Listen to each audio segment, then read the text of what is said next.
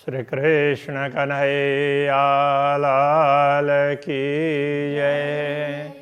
श्री नित्यानंद स्वामी की श्री प्राणनाथ प्यारे की। अरस भोम की एक कंकड़ी, तीन आगे एक छुए नाहे। तो क्यों दीजे बका शुभान को, सिफत इन जुवाए। सिफत इन जुवाए। श्री कृष्ण कन्हैया लाल की। परमधाम और दुनिया की थोड़ी सी तुलना की जा रही है। परमधाम के सामने परमधाम का एक कण भी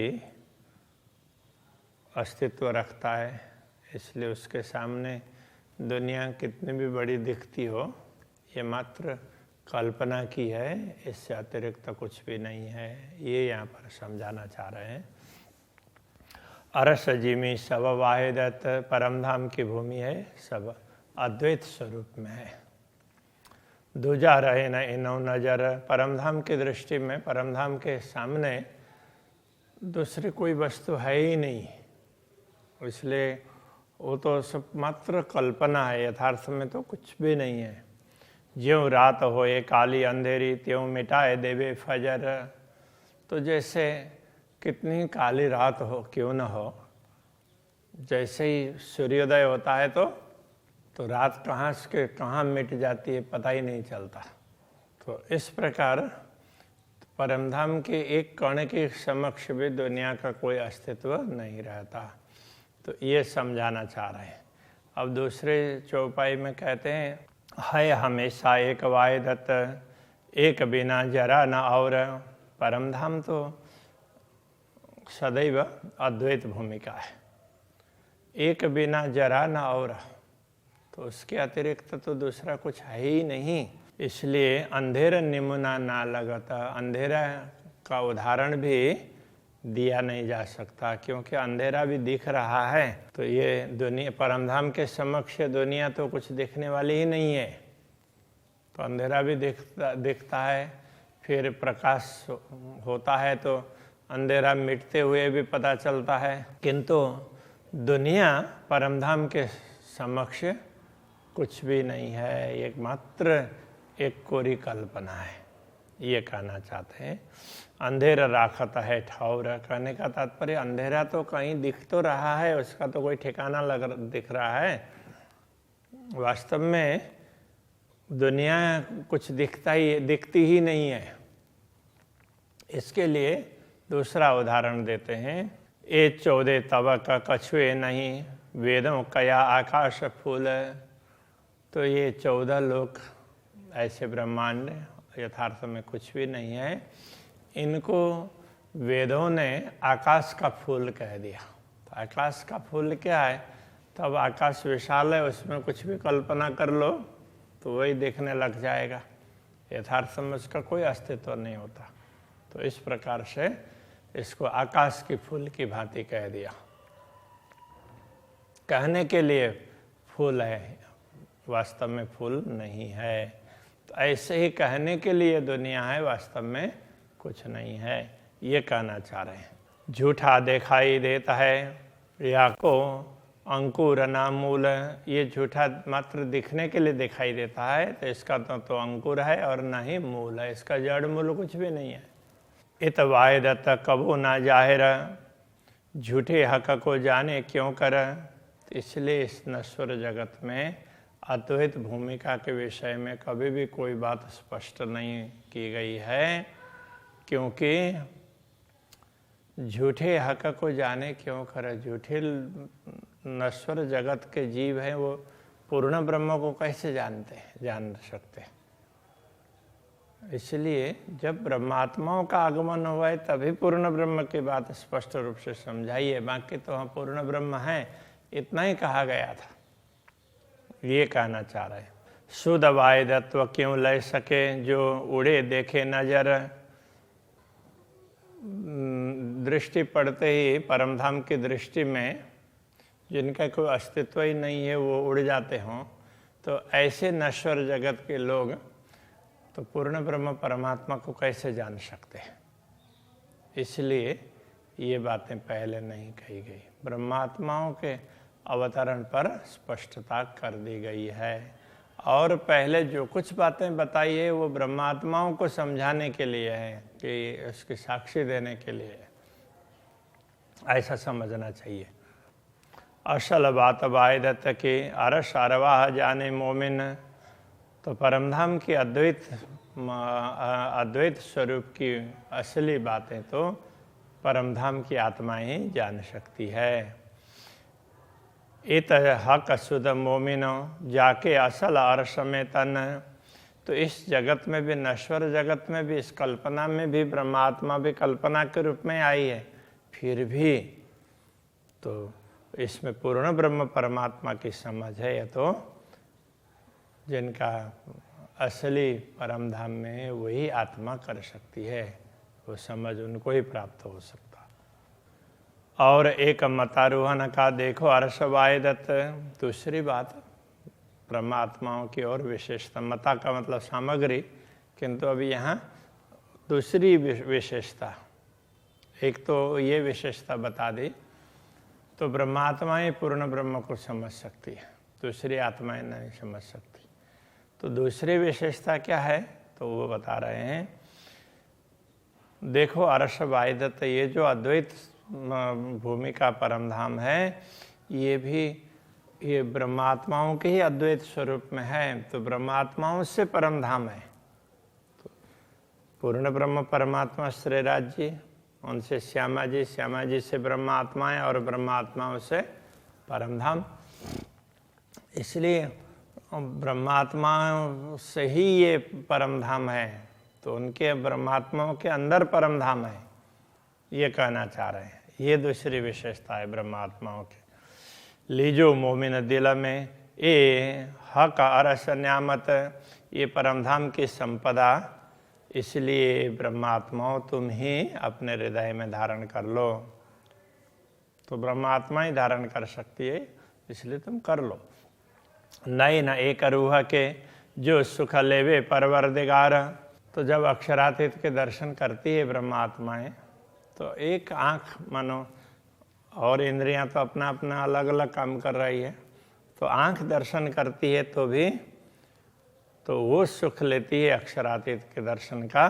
तीन सुख से सुख पहुँचाई दिल रूहों 12,000, एक ब्रह्मात्मा ने दर्शन किए तो उसको जो सुख मिलता है सारी आत्माओं में वो सुख पहुँच जाता है, क्योंकि वो एक ही अंग है, अलग अलग नहीं है। इसलिए जैसे जीव ने स्वाद लिया तो पूरे शरीर में रोम रोम को वो स्वाद का पता चलता है, तो ऐसे रोम रोम में लगाने पर वो स्वाद नहीं मिलेगा, किंतु जीव को जीव जब आस्वादन करती है तो वो स्वाद सबको पहुंच जाता है।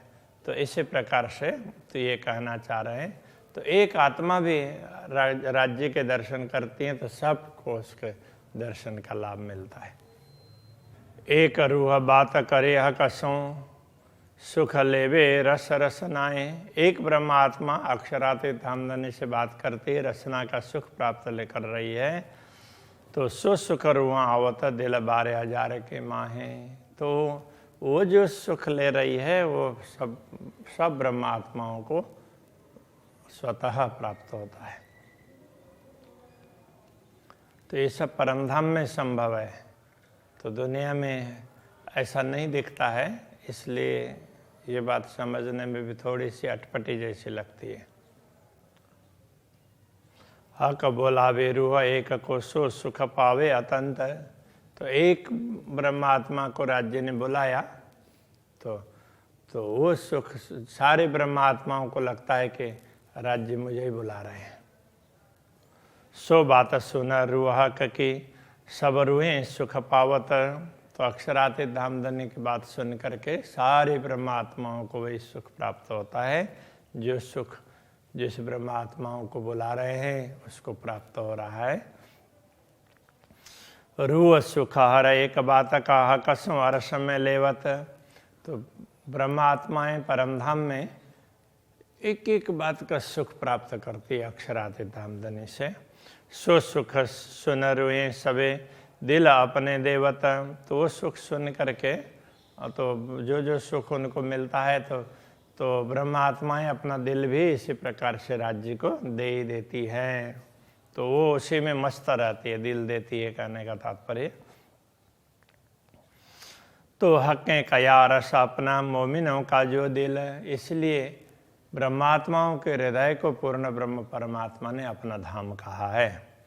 तो सबल आए बाय दत्त में जो यूँ सुख ले तहिल मिल। तो इसीलिए इन सब ब्रह्मात्माओं को अक्षरातीत धामधनी ने अपने ही अद्वैत स्वरूप में लिया है कि ये सब ना इस प्रकार से ये सुख हिल मिल करके लेती है। तो एक को मिलता है तो सबको प्राप्त होता है। ये जो एकात्म भाव अद्वैत भाव है तो ये परमधाम में है। इन विद सुख केते कहूँ अरस अरवा मोमिन। ऐसे परमधाम की आत्माओं को जो सुख प्राप्त होता है, ऐसे कितने सुखों की बात करें। तो आए वाय दत्त में जो हक कदम तले इनो तन। तो अब इनको कितना सुख प्राप्त होता है क्या कहें। इसलिए अक्षरातीत धामधनी को परमधाम से अलग इनको अलग प्रकार का दृश्य दिखाना था, फिर भी उन सबको तो अपने चरण तल में बैठा करके उनको ये सारा सुख दिलाया, ये सब अनुभव करवाया चरणों में बैठा करके। तो राज्य के चरणों में ही ये सब ब्रह्मात्मा है, इसलिए तो ये सब राज्य के ही अद्वैत भाव के अंतर्गत हैं, उनसे अलग है ही नहीं। हक़ें अरस कया दिल मोमिन और भेज दिया इलम।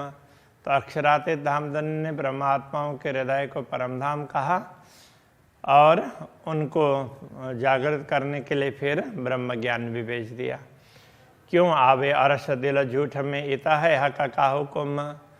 तो परमधाम की आत्माएं नश्वर जगत में तो नहीं आ सकती, किंतु अक्षरातीत धामधनी का आदेश है, इसलिए तो केवल उनको थोड़ी देर के लिए ये आभास होता है। ताथे वर्णन इन दिल अरस हक का होए। इसीलिए इस दिल से भी अक्षरातीत धामधनी का वर्णन संभव हो रहा है, अन्यथा परमधाम का वर्णन अक्षरातीत धामधनी का वर्णन ये संभव नहीं है। हक के इश्क से जल जाए और जरा न रहवे कोई। अक्षरातीत धामधनी के प्रेम में तो बाकी सब चीज़ मिट जाते हैं। तो ब्रह्मात्माओं को जब अक्षरातीत धामधनी का प्रेम प्राप्त होता है तो उस समय उनको दुनिया का कुछ भी दिखाई नहीं देता है। दुनिया के सारे सुख है अथवा दुनिया की जो भी वस्तुएं देखने में दिखाई देगी तो यथार्थ में उनके अंदर घुसती नहीं है। जैसे हम लोग साधारण रूप से तो हमें दुनिया की वस्तुएं अंदर तक घुसी हुई होती है, तो बाहर से हम बोलने में बोल भी देंगे फिर भी अंदर से तो उसी की चाहना करते रहेंगे। जैसे इन बच्चों को ये समझ में नहीं है ये खाना होता है या नहीं खाना होता है, तो इनको जो दूसरे खा रहे हैं करते हैं तो हम बोलेंगे तो ये भी बोलेंगे कि हाँ ये ख़राब चीज़ है, लेकिन मौका मिलेगा तो जा कर के करने लग जाएंगे। तो इस तरह से कि ये समझ नहीं है, परमधाम की आत्माओं के को ये समझ होगी, ये कहना चाह रहे हैं। उनको वो अंदर से ये चीज़ अंदर घर नहीं करेगी, तो जो भी है वो सब बाहर बाहर ही रहेगी, अंदर तक वो घर करके नहीं बैठेगी। इन दिल को अरसतो कया जो खोल दिए बक्का द्वार। तो इन दिल को परमधाम तभी कहा है क्योंकि इनके द्वारा ही दुनिया में परमधाम के द्वार खोलकर बता दिया गया है। ताथे फेर फेर वर्णबो हकवाए दत्त का श्रृंगार। इसलिए मुझे बार बार वर्णन करने का मन होता है अक्षरातीत धामधनी के श्रृंगार का, उनके स्वरूप का, उनके श्रृंगार का वर्णन करने का बार बार मन होता है। इसका कारण ये है किशोर सूरत हादि हक की सुंदर शोभा पूरन। पूर्ण ब्रह्म परमात्मा श्री राज्य और श्यामा जी का स्वरूप है, किशोर स्वरूप है, सुंदर शोभा पूर्ण, सुंदर शोभा से परिपूर्ण है।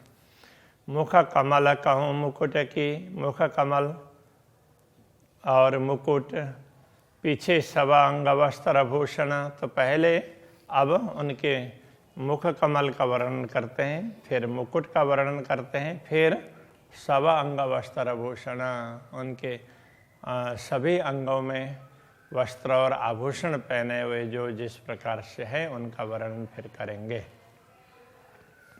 नख शिखलों वर्णन करो, याद करो अपना तन।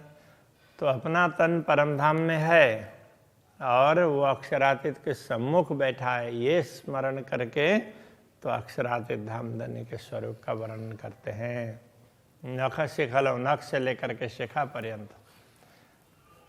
खोल नैना खिलवत में, बैठ तले चरण। तो राज्य के चरण में बैठे हैं ऐसा अनुभव करके और वहीं बैठ करके आंखें खोल करके देख रहे हैं, इस प्रकार से देख करके वर्णन कर रहे हैं, ये कहना चाह रहे हैं। जैसा कहता हूँ हक को यूं ही हादे जाना, जैसे अक्षरातीत धामधनी के स्वरूप का वर्णन करेंगे उसी प्रकार से श्री श्यामा जी का स्वरूप भी अद्वैत स्वरूप है, अखंड स्वरूप है, ऐसा ही समझ लेना चाहिए। आशिक मासिक दो एक है, आशिक और मासुक दोनों एक ही है। एक करदई मसीह पहचान, सदगुरु श्री देवचंद्र जी महाराज जी वो हम सब के मसीहा है।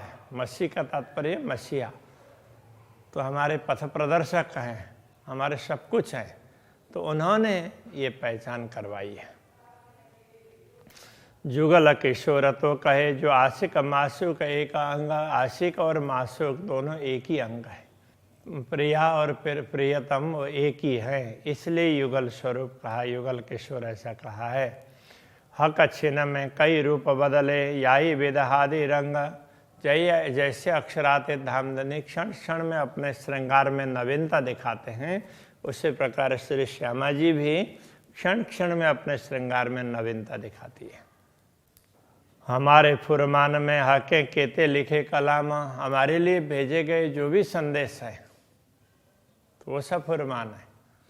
तो उन संदेश में इन धर्म ग्रंथों में ऐसे कई प्रकार की बातें बताई हैं। माशुक मेरा मोहम्मद, आशिक मेरा नाम।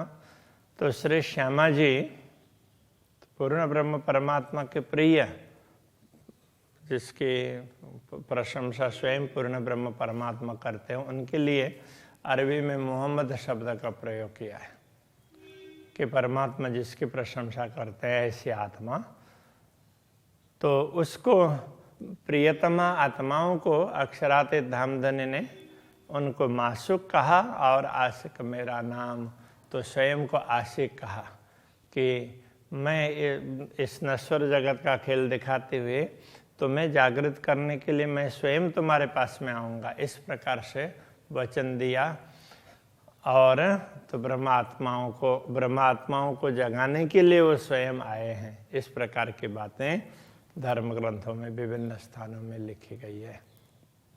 ये सारे साक्षी ग्रंथ हैं, इन साक्षी ग्रंथों को हम समझेंगे उसी प्रकार से समझना चाहिए, साक्षी ग्रंथ है। और जो मूल बातें हैं वो स्वयं पूर्ण ब्रह्म परमात्मा ने प्रकट होकर के समझाया है।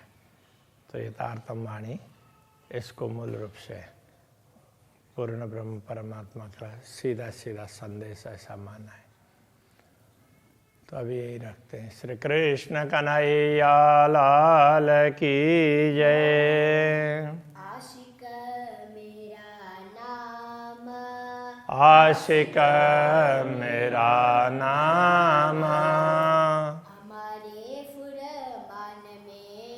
हमारे फुरमान में हके केते लिखे कलाम, हके केते लिखे कलाम। माशुक मेरा मोहम्मद, माशुक मेरा मोहम्मद, आशिक मेरा नाम, आशिक मेरा नाम, आशिक